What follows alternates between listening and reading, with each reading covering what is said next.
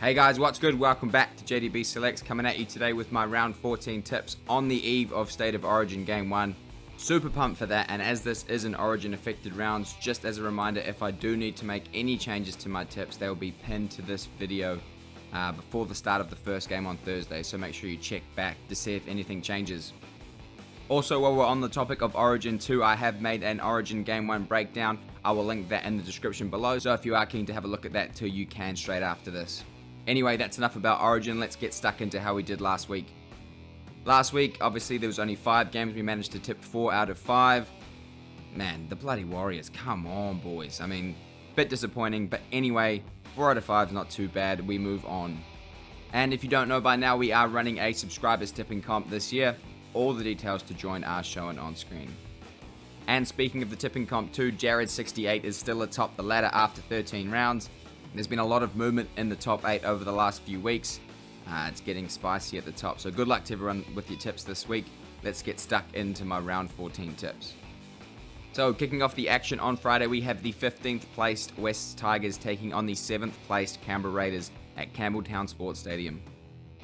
Starting first with the Tigers, they will be fresh off a bye with only Api Coruscant involved in Origin and absolutely filled to the brim with confidence after putting a cricket score on the Cowboys back in round 12.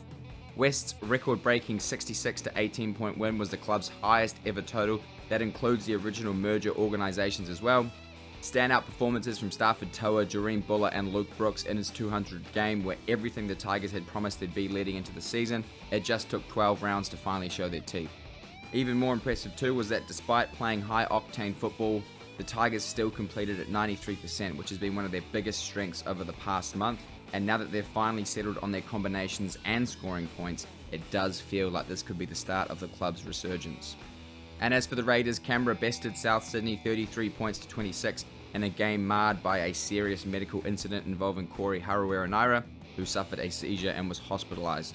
Firstly, I just want to send my thoughts to Corey and his family. That was obviously a super scary thing to witness, and I'm sure, like most, we're all hoping he makes a full recovery. But back to the game, it was a high-quality game with standout performances from Tapani, Papali'i and Big Red giving the Raiders the jump on the Rabbits, and Croker and Hopewadi combining nicely on the edge. Speaking of Croker, he will be rested this week so that he can play his 300th game at home. Huddy Young is involved in Origin Game 1 this week, and Seb Chris, Jordan Rapana and Elliot Whitehead are questionable ends at this stage. Looking at the two sides head-to-head, Canberra have won 11 of the past 13 games against the Tigers. That includes 5 straight. The Tigers have also only beaten the Raiders twice in Sydney in the club's history, with their last win coming back in 2010. And while the Tigers have lost their last 6 games at Campbelltown Sports Stadium, they do have a 63% win rate over the Raiders there. Ooh, as always, the Thursday games are toughy, but I am going to back the West Tigers here by 1 to 12 points. I think there's a few key outs for Canberra, and the Tigers obviously coming off the bye and that massive win over North Queensland. I think they can get it done, so Tigers 1 to 12. And moving on now, there are 3 games on Saturday, starting first with the 8th placed Warriors taking on the 6th placed Dolphins at Mount Smart Go Media Stadium. Starting first with the Wars, the Warriors almost pulled off another miracle comeback, but it wasn't to be, going down to the Broncos 22 points to 26. Despite leading in almost every key stat, the Warriors' timing was off for most of the match and errors crept in, botching countless tries in the first half and gifting at least 2 to the Broncos through handling errors. It was a slightly underwhelming debut performance for Luke Metcalf, but Adam Fanua-Blake was unreal again through the middle, clocking up almost 300 metres without missing a tackle, and the right side combination of Dalen Watene-Zelezniak and Rocco Berry were also shining lights in an otherwise unenthusiastic performance. Good news too is Wade Egan and Mitch Barnett should be available for selection this week. No Origin players from the Warriors, so they should be fielding a near full strength side. And as for the Dolphins, after a disappointing loss to the Storm the week prior, the Dolphins bounced back with a convincing 26 to 12 point win over the Dragons on Thursday night. Despite missing a few key players to Origin, injuries and suspensions, the Finns completed high, continually turning the ball over on the Dragons line and made St. George work harder. Cody Nikorima filled the gap at fullback left by Hammer perfectly, using his speed and footwork to get his side out of trouble on multiple occasions. Anthony Milford also had one of his best performances of the season, executing Wayne Bennett's game plan perfectly and even powering over for a try of his own. Looking at the two sides head to head, this is obviously the first time these two sides have met, so there's no history to go off here. But you already know what I'm doing, baby. Wires 1-12. I think after last week's disappointment, the Warriors need to show something this week. Being at home in Auckland's obviously a massive advantage for the Warriors, and the Warriors do get some key players back, so maybe it's biased, maybe it's not, but Warriors 1-12 for me. Next up on Saturday, we have the 9th placed Gold Coast Titans taking on the 5th placed South Sydney Rabbitohs at Cbus Super Stadium. Starting first with the Titans, the Gold Coast had a bye last week and would have no doubt used it to do some soul searching after they blew yet another halftime lead, this time going down to the Bulldogs 20 points to 18 in a true game of two halves. The Titans led 14-0 at the break but completely fell apart in the second 40, not competing for the ball and basically letting the Bulldogs through an open door. Big shifts again from Fafita, Tino and Fatueka as per usual, but their outside backs weren't able to match the effort of the Bulldogs for the full 80s. A few key players are involved in Origin Game 1 this week, so potentially Tino and Fafita may be given a rest. And as for the Rabbitohs, Souths couldn't hold on against the Raiders, going down 26 points to 33 in a high quality back and forward contest. Cody Walker was at his best, carrying the team on his back with Latrell, Murray and Arrow unavailable through Origin. Souths completed high but were battered through the middle in the first half, with Souths missing 21 tackles to the Raiders too. They did have their chances to win it when the scores were locked at 24-22, but couldn't defend their line off the back of repeat sets.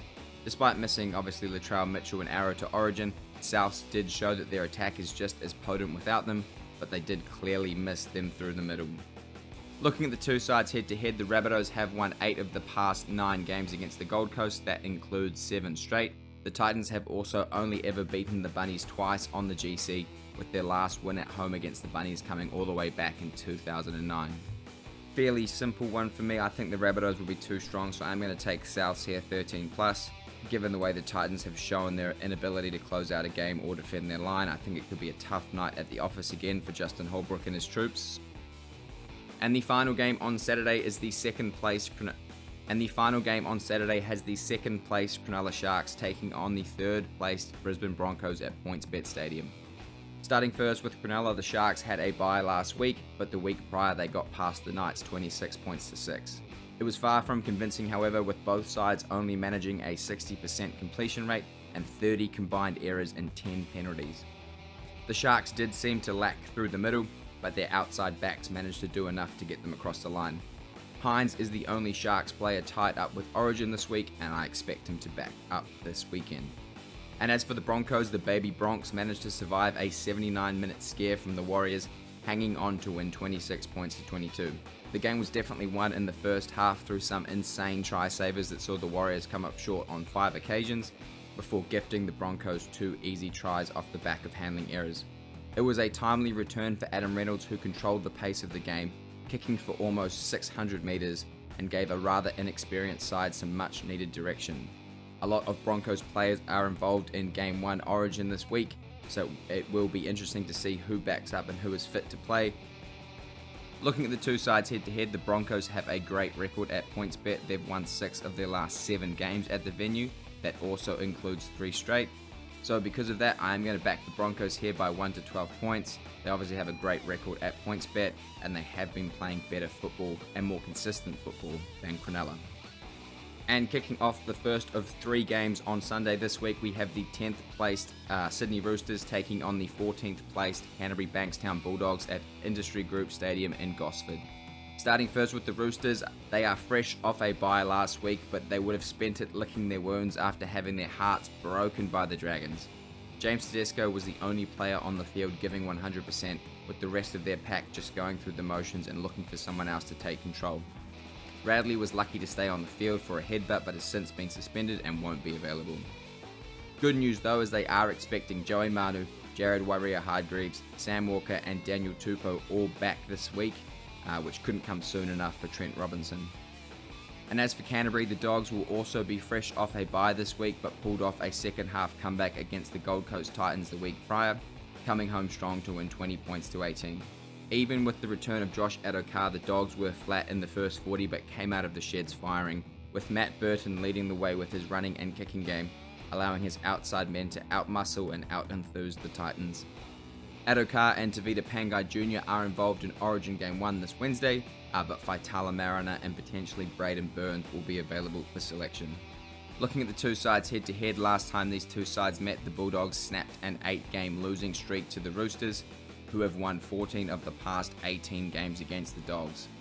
This will also be the first time these two sides have met at Industry Group Stadium, but the Roosters have won 4 of their past 5 games at the venue. I do like the Roosters in this one. I also think the Roosters need to win and win well, so I am going to take the Roosters here 13+. It's a must-win game for Trent Robinson and his troops, and with a lot of big-name players expected to be back, I really do think the Roosters can win and can win well.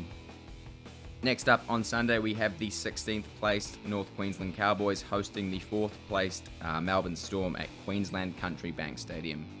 Starting first with the Cowboys, North Queensland needed to show something after their embarrassing loss to the Tigers last week, and they did, pushing the Eels right to the end but coming up short 16 points to 24.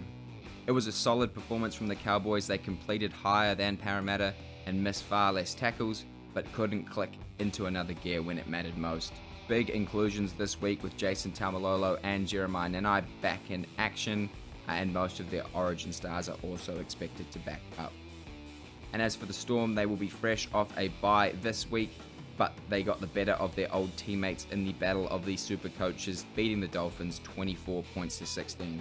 It was always going to be a fiery contest between the forwards, but Melbourne did a much better job at controlling and channeling their emotions, with Hughes steadying the ship on attack. Munster and Grant are a part of Origin this Wednesday, but will be likely ready to go come Sunday afternoon. Looking at the two sides head to head, the Storm have been dominant over the Cowboys, with Melbourne winning 13 of the past 15 games. However, this time last year, North Queensland snapped a 12-game losing streak, finally beating the Storm for the first time in 7 years. Having said that though, I do like the Storm here, 1 to 12 points. They do have a great record over the Cowboys, and I mean, I can't tip the Cowboys this year so far, so Storm 1 to 12 for me. And the final game on Sunday, the last game of round 14, has the first placed Penrith Panthers taking on the last placed St. George Illawarra Dragons at Bluebet. Starting first with the Panthers, they are coming off a bye last week, but they were able to grind out a 15 to 4 point win over the Brisbane Broncos back in round 12. Penrith were all over the Broncos, completing high and enjoying 60% of possession, but couldn't find a way to shut the Broncos out, botching a certain try and coming up just short twice, with 3 other tries being disallowed. Stephen Crichton was immense in defence, with Dylan Edwards doing what he does best and Nathan Cleary controlling the game from start to finish with his boot. As for the Dragons, it was always going to be a tough ask for them to beat the Finns at home without Ben Hunt, and it was just that, going down 26 points to 12. There was always going to be an adrenaline dump following last week's crucial win over the Roosters, but the Dragons did look flat and were forced to constantly bring the ball off their own try line, eventually wearing them down and allowing the Dolphins to run away with it. Ben Hunt is the only player involved in Origin for St. George and should be available for this one. Looking at the two sides head to head, the Panthers have won 5 straight against the Dragons, so because of that I am going to back the Panthers here 13+. I think they have a great next up mentality if their Origin players are rested and should get it done at home. So in summary, I am taking the Tigers and Warriors 1 to 12, the Bunnies 13+, Brisbane 1 to 12, the Roosters 13+, Melbourne Storm 1 to 12, and the Panthers 13+.